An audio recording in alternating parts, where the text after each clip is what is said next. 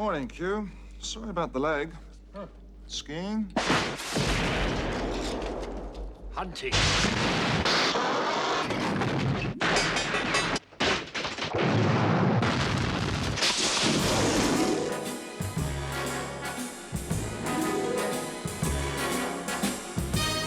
The name is Boothroyd, Major Boothroyd, also known as Q. Desmond Llewellyn has become a legend playing the Gadget Master of MI6, who thrills audiences by supplying deadly devices to 007. I'd never read a Bond book, but in those days I took the Daily Express. And in the Daily Express they had a strip about Bond. And I was fascinated by them, and I thought they were marvelous. And I always thought to myself, my God, I wish I had some money, because I'm sure this would make a good film. Desmond Llewellyn was not the first choice for the role of Major Boothroyd. That honour went to actor Peter Burton in Dr. No. The character is based on a real man, Geoffrey Boothroyd. Yes, I thought so. This damn Beretta again. Boothroyd was a gun expert, saying that he liked everything about Mr. James Bond except his deplorable taste in weapons. Nice and light, in a lady's handbag. Boothroyd suggested that he use the Walther PPK, and here it is. 7.65 mil with a delivery like a brick through a plate glass window.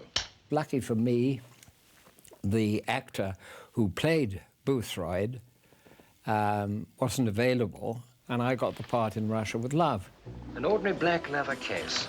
And here is the original briefcase, the first sort of gadget that was used in any of the Bond films. Press that button there. Now she comes. Q's deadly briefcase is a huge hit with audiences. It features gold coins, hidden ammo, an AR-7 folding sniper's rifle with infrared telescopic sight, and a tear gas cartridge disguised as a tin of talc. You got it? Yes, I think so. The lethal luggage is only the prelude to Q's next invention, the world's deadliest automobile. Now, pay attention, please. Revolving number plates, valid all countries. Smoke screen, oil slick, rear bulletproof screen, and left and right front wing machine guns. Here's a nice little transmitting device called a Homer. Reception on the dashboard here. Perhaps the most famous thing of all about the car was the ejector seat. Ejector seat? You're joking. This is the first of many remarkable vehicles Q has provided for Bond. By land,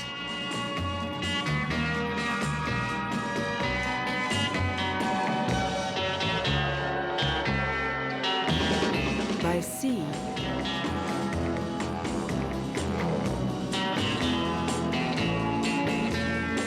by air.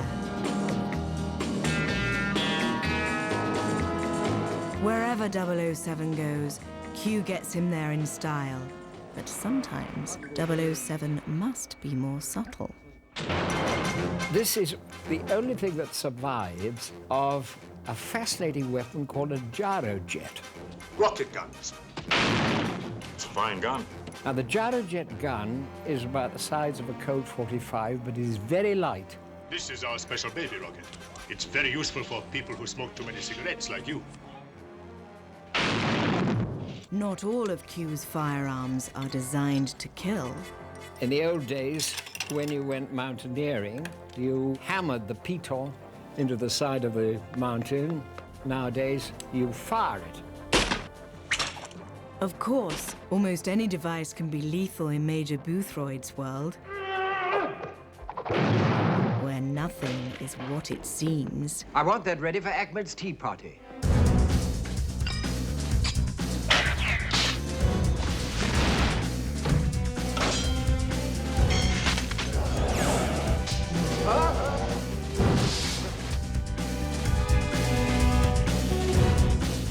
Very novel, Q. Must get them in the stores for Christmas. James Bond lives in a world of uncertainty, but over the years, he has been able to rely on a man named Q. The Bond filmmakers know him as Llewellyn, Desmond Llewellyn. Working on the Bond film has always been fascinating because they're very friendly, very helpful. All the directors have been absolutely marvelous. You'd have sworn that this was a scientist. The homing device is compatible with the standard issue radio directional finder in your watch. One of the most difficult things for an actor to do is to give a long diatribe about some mechanical thing. All microchips were susceptible to damage from the intense magnetic pulse of a nuclear explosion. He's always given the most difficult dialogue to say. We already know that satellites with infrared heat sensors can detect a nuclear missile in flight by its tail fire. Well? Someone can now locate a submerged nuclear submarine in exactly the same way, by its wake.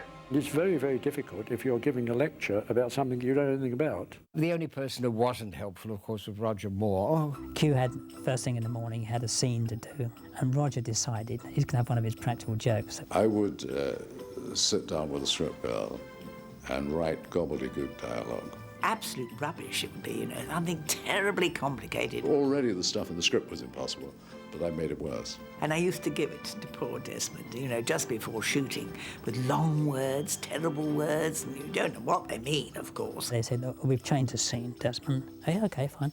But he started, you know, and the crew, everybody knows, except him. We all watched his face. He went white. I start breaking up. I can't give them the titters all over. Everybody's going. Roger would be standing there, and he'd look at me pityingly, sort of saying, "Well, you're not going to get this, you know, old boy. Why bother?" Desmond looked at me with this desperation. This stupid actor is out of his mind. Of course, he knew that Roger had done it. It used to be very funny, actually. Every movie he would do it, he would always fall for it. Or he would stick up instead of the idiot board with my line on it, he would stick up a thing that would say bollocks on it, which of course didn't help. The other thing Desmond hated was the thought of wearing shorts. You only live twice. I did wear shorts, but then I wore army shorts. I think you say Desmond's going to be in shorts for the next thing. He would go mad. Roger is terrible. I mean, he was always pulling my leg and sort of interrupting. I'm very, very fond of Roger. Desmond Llewellyn often has said that he never really had the ability or the knowledge to do any of the technical gadgetry. He can't knock a nail in the wall properly. He's absolutely useless with his hands, which terrifies me now when I think back what I used to ask him to do. All of the gadgets he's given are, they work on film, they don't necessarily work behind the camera. In fact, his house has got nothing in it at all with gadgets. Desmond has to stand there and make it look as though he's built it and can work it very simply and easily. People are besotted with these gadgets. And I think that's the thing that they love, to see these gadgets. He invariably will spend hours with every gag that's been made just so he can handle it and hold it and not drop it or have it fly apart in front of his eyes. Q is such a tiny little part. It always astonishes me that, you know, I'm so well known.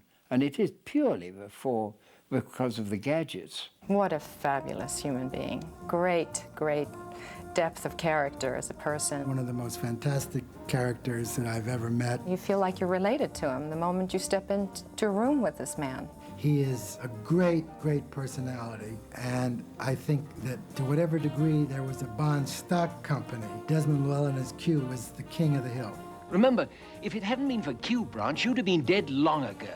If there wasn't a Q, there wouldn't have been a Bond. I've always tried to teach you two things. First, never let them see you bleed. And the second? Always have an escape plan.